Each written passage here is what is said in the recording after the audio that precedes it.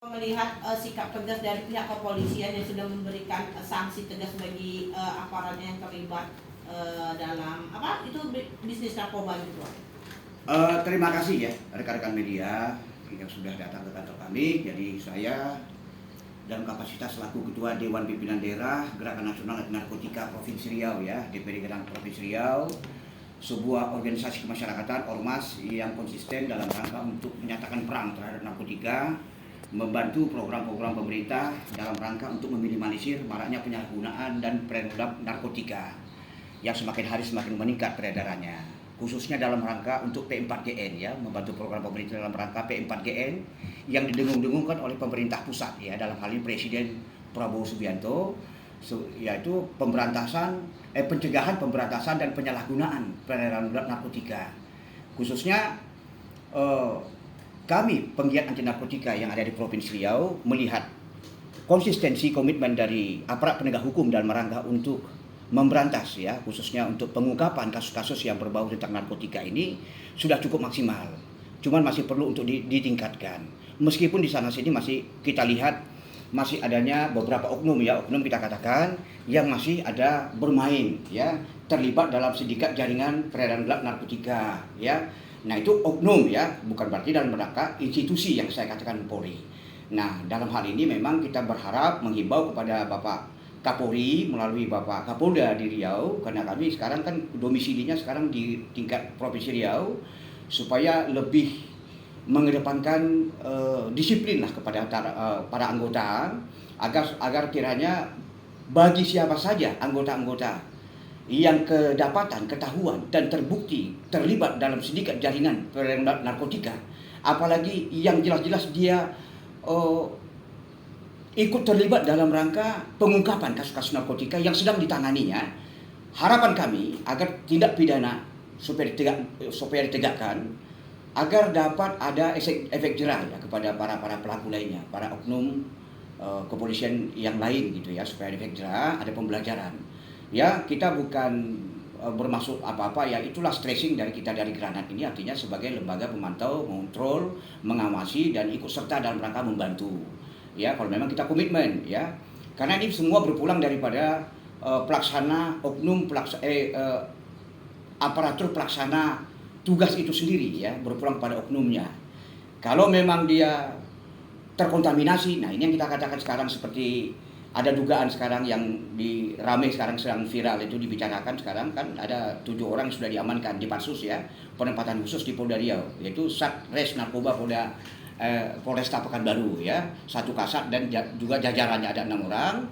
Nah ini kan juga kita harapkan nanti ada di samping dia diberikan sanksi, kalau memang terbukti diberikan sanksi administrasi tentang disiplin dan atau kode etik, juga hukum pidana juga harus diterapkan.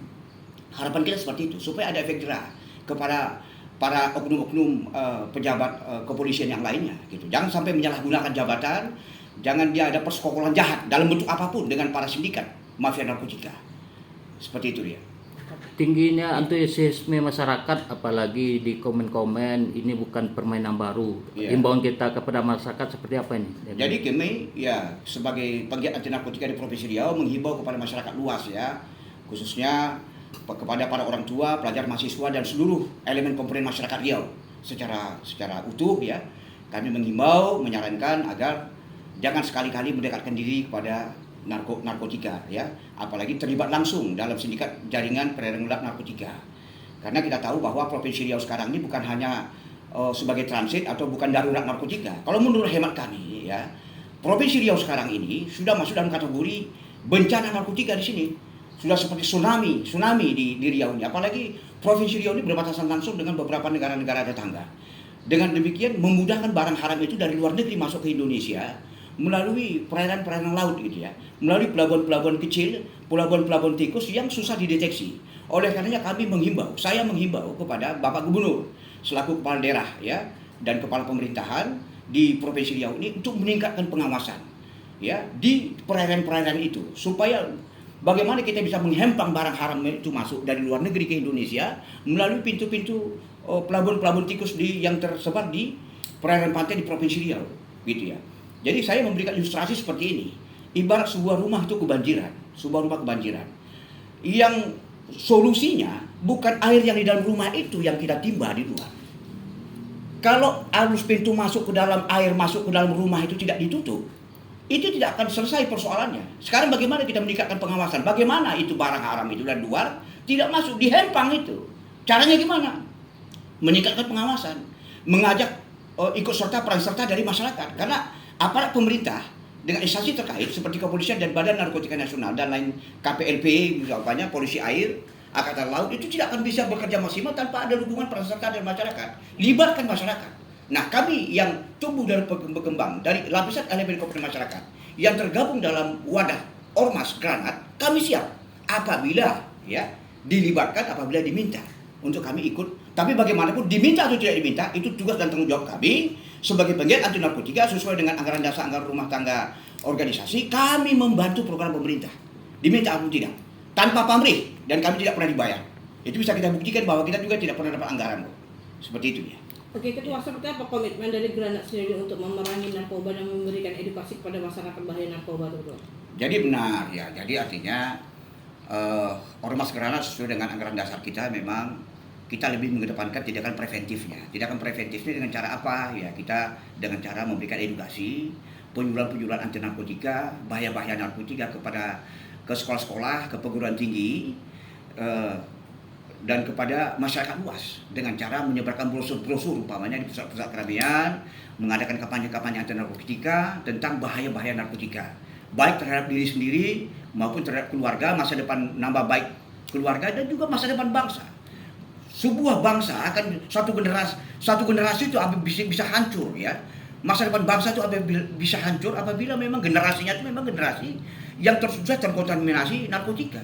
Apalagi kita lihat memang Provinsi Riau ini, kalau kita katakan ini memang sudah, saya katakan tadi sudah bencana. Bukan darurat narkotika lagi. Ini bukan transit tentang lalu lalangnya barang haram itu. Tidak. Ya, kita jangan kita polos-poles lah. Kita ibarat pisang buka kulit tanpa isi, ya kan? Jangan kita hanya bikin slogan-slogan di pinggir jalan itu menurut saya tidak efektif ya. Jauhi narkoba, tidak perlu itu tuh. Orang sudah tahu kok efek-efek narkoba. Sekarang tindakan preventif dari pemerintahannya apa? Yang pertama, penegakan hukum itu harus betul-betul maksimal. Jangan tebang pilih. Siapapun yang terlibat, ya kan? Kepada bangsa, kepada rakyat, kepada orang-orang yang terlibat langsung. Kalau memang dia memang sebagai masuk dalam kategori Undang-Undang Nomor 35 2009 itu kan sudah jelas ya.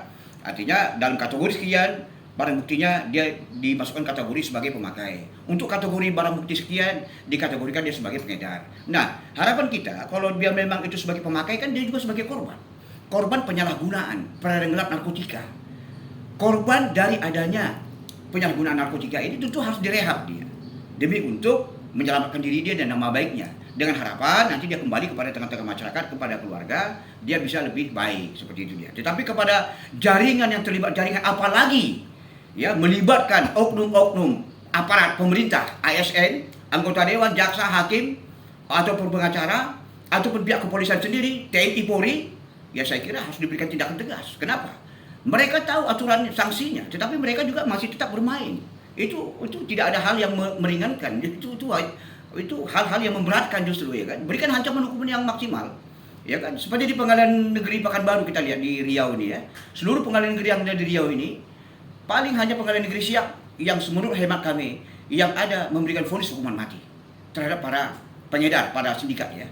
Jadi jangan ada permainan, jangan nanti pihak kepolisian sudah susah-susah dia dengan cara undercover buy, dengan menangkap mereka sudah habis waktu anggaran sekian, kemudian pada tingkat penyelidikan itu dimainkan, ada istilah jual beli pasal, sampai itu di tingkat penuntutan. Nah ini lagi ada permainan umpamanya gitu ya, sampai dia di tingkat pemeriksaan di pengadilan ya, yang kita harapkan itu jangan sampai ada permainan seperti itu ya. Kita tegas berkomitmen dalam rangka memang betul-betul negara ini komitmen dalam rangka untuk menyelamatkan anak bangsa dari kehancuran akibat penyalahgunaan peredaran gelap narkotika yang semakin hari semakin meningkat. Kalau bukan kita siapa lagi? Kalau bukan sekarang kapan lagi? Ya, kami sebagai aktivis anti narkotika ya, bukan kami curhat ya, bukan kami minta, tidak pernah kami minta anggaran kepada pemerintah. Kami tanpa dibayar pun kami sudah bersikap. Ya kan, kami menempatkan diri kami bahwa kita sebagai rakyat, sebagai bangsa Indonesia yang harus peduli untuk menyelamatkan bangsa ini dari kehancuran akibat penyalahgunaan peredaran narkotika. Seperti itu dia. Gitu ya. Mantap, Ketua. Terima kasih.